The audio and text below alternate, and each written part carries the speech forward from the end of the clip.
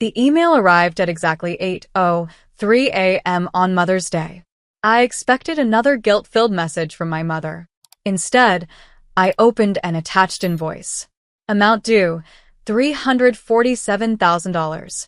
Underneath was a note that made my hands go cold. This is the cost of raising a failure.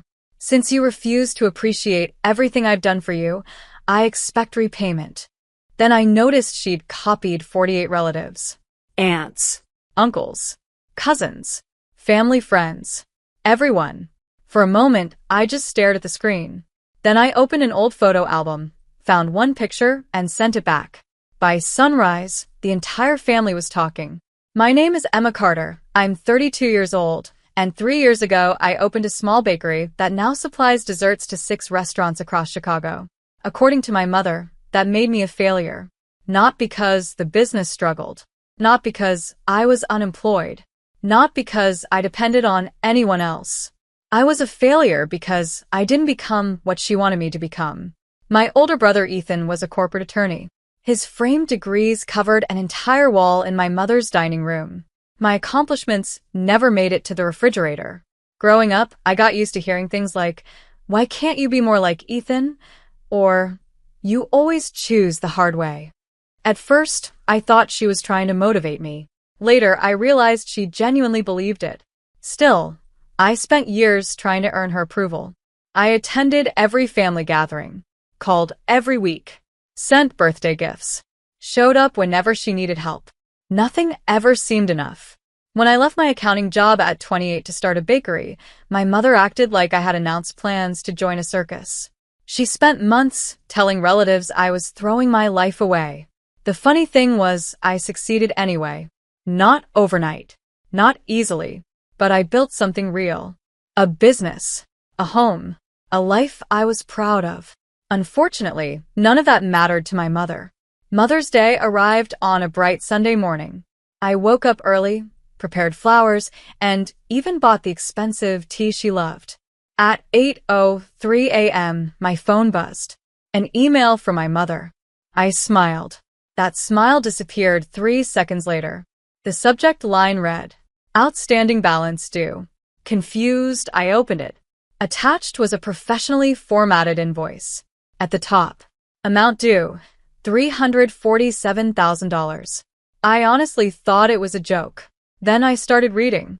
Food expenses, school supplies, doctor visits, birthday parties, winter coats, summer camps, even electricity usage.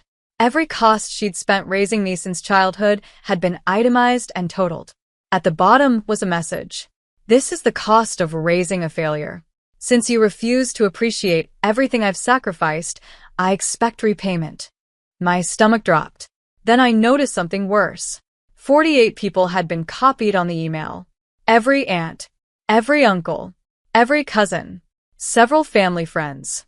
My mother hadn't sent me a private insult. She had staged a public humiliation.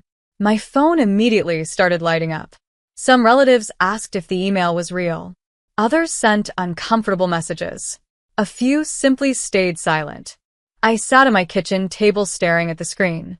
For the first time in years, I wasn't angry. I was tired. Tired of defending myself. Tired of proving my worth. Tired of chasing approval that never came. I closed the laptop and walked into my storage room. If my mother wanted an audience, she already had one. The question was whether she really wanted the conversation that came next. I spent the next hour sorting through old boxes. Childhood drawings, school yearbooks, birthday cards, family photographs, pieces of a life my mother apparently considered a bad investment. Then I found an old photo album. One picture slipped loose and landed on the floor. I picked it up absent-mindedly. The moment I saw it, I froze. I remembered exactly when it had been taken. More importantly, I remembered what had happened immediately before the camera clicked. For years, nobody had talked about that day. Not because it wasn't important, because it was inconvenient. The photograph showed my grandmother, my mother, and me standing together outside an old bank building. To everyone else, it looked ordinary. To me, it changed everything. Suddenly, memories started rushing back. Conversations, promises, documents. Things my grandmother had once told me never to forget. I flipped through the rest of the album. There were more clues, more pieces, more proof. By noon, I wasn't shaking anymore. I wasn't embarrassed anymore. I wasn't even angry. For the first time that day, I smiled. Not because my mother had hurt me, because she had just reminded me where the truth was hidden. I scanned the photograph, opened my email, selected every person she had copied, all 48 relatives. Then I attached the picture. Before pressing send, I typed one short sentence. Since we're sharing family history today, I think everyone should see this. And then I hit send. I expected silence. Maybe a few confused responses. Maybe one or two relatives asking what the photograph meant. Instead, my phone exploded. Within 15 minutes, the family group chat had more than 80 messages. Questions, comments, arguments, people tagging each other, people demanding explanations. The photograph had done exactly what I hoped it would do. It made everyone remember. My mother was the first to respond. This picture proves nothing. Then another message. Emma is trying to distract everyone from the real issue. A third appeared seconds later. Don't encourage this behavior. That was when Aunt Rebecca replied. Actually, I remember that day. The chat went quiet. Then Uncle David wrote. So do I. My mother stopped typing. I sat at my kitchen table watching years of carefully managed family history begin to crack. Someone finally asked the obvious question. What exactly are we looking at? I took a deep breath and typed my response. The photo was taken the day Grandma helped pay my college tuition. Almost immediately, my mother replied, "That's not true." But her response came too fast, too defensive, and everyone noticed. I looked down at the photograph again. The image showed 3 smiling women outside a bank. Most people saw a family picture. I saw a memory. I was 19 years old. My father had recently lost his job. Money was tight. I'd received acceptance letters from 2 excellent universities, but I had no idea how I would afford them. My mother spent months telling relatives she was making enormous sacrifices to fund my education. She loved repeating that story. What she never mentioned was what happened the week before tuition was due. I remembered sitting in Grandma's living room crying because I thought I would have to give up my place at school. Grandma listened quietly. Then she disappeared into her bedroom. When she returned, she carried a folder. Inside were savings bonds she'd accumulated over decades. Money she'd planned to keep for emergencies. She looked at me and said something I never forgot. Education is never a waste. 3 days later, she took me to that bank. The same bank in the photograph. The same day the picture was taken. And the money she withdrew covered nearly all of my first year's expenses. Back in the present, I shared that story in the group chat. Then Aunt Rebecca added something. Your grandmother helped more than once. Another relative replied. I remember hearing that too. Then another. And another. The messages kept coming. Pieces of the truth scattered across dozens of memories. My mother tried interrupting. She insisted everyone was confused. That nobody remembered correctly. That she had made countless sacrifices. No one denied she had contributed. But suddenly people were questioning whether she deserved all the credit she claimed. Then Cousin Melissa posted something unexpected. A scanned copy of an old thank you card. My grandmother had written it nearly 12 years earlier. The card thanked Melissa for helping organize a family fundraiser to support my education. The date was clearly visible. So was Grandma's signature. The chat became completely chaotic. Relatives started searching old emails, old photographs, old family records. People who rarely spoke to each other suddenly compared memories. And every comparison created another problem for my mother's version of events. For years, she told everyone she carried the entire burden alone. Now multiple relatives were providing evidence that many people had helped, including Grandma, especially Grandma. Hours passed. The conversation refused to die. By evening, nearly everyone in the family had seen the photograph, and nearly everyone was asking questions. The most surprising part wasn't that people believed me. It was that they were finally willing to investigate. My mother became increasingly frustrated.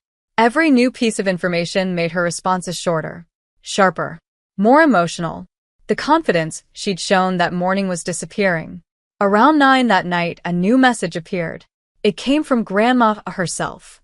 91 years old, rarely active online, respected by everyone. The entire chat stopped moving the moment her name appeared. Her message was only one sentence.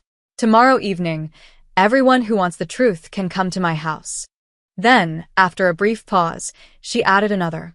There are things this family should have discussed years ago. And just like that, I knew everything was about to change. The next evening, Grandma's house was more crowded than I'd seen it in years. Cars lined both sides of the street. Relatives filled the living room, dining room, and even the kitchen. Some joined through video calls.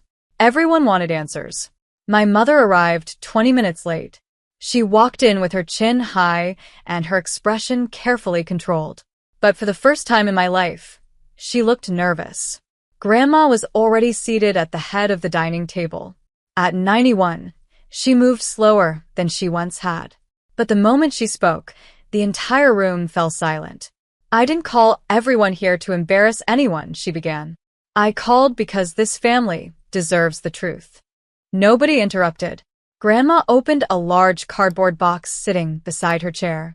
Inside were folders, envelopes, letters, and records spanning decades. She pulled out the first folder. I kept everything. A few people laughed softly.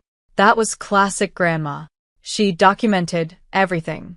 Birthdays, family loans, graduation gifts, holiday expenses. Nothing ever disappeared. For nearly 2 hours, she carefully walked everyone through the records. Not to attack my mother, just to establish facts. The documents showed exactly who had contributed to my education. Grandma had paid a significant portion. Several relatives had helped. A family fundraiser had generated additional support. Scholarships covered the rest. My mother had contributed too, but nowhere near what she had spent years claiming. The room grew quieter with every page. Finally, Grandma removed one last envelope. Inside was a handwritten letter. My letter. The thank you note I'd written her after my first semester of college. She handed it to Uncle David.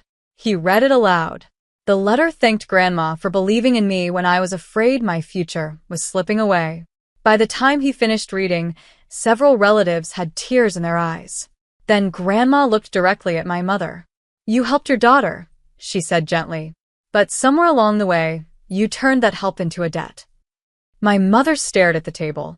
For once, she had no response. No explanation. No argument. Just silence. Then something happened I never expected. My father spoke. For years, he had stayed out of every disagreement. But now he looked at my mother and quietly said, "We should have been proud of her." The room became completely still. He turned toward me. "We missed your graduation." His voice cracked.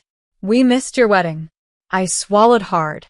"We missed years of your life because we listened instead of asking." For the first time in 5 years, I saw genuine regret in his eyes. Several relatives apologized afterward, not because they had sent the email, but because they had accepted one version of the story without ever hearing mine. As for my mother, she didn't apologize that night.